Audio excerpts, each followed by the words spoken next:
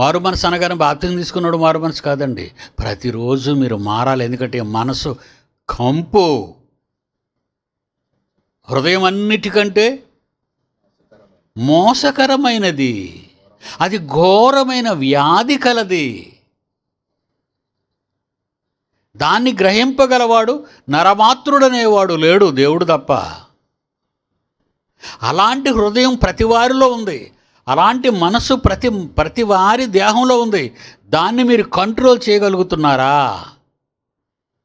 చూసిందల్లా కావాలంటది.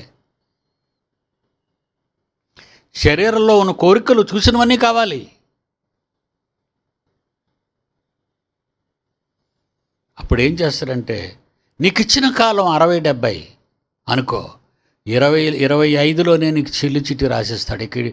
ఇలాంటి వాడు భూమి మీద బతకూడదు. చాలామంది పాడైపోతారు. ఇక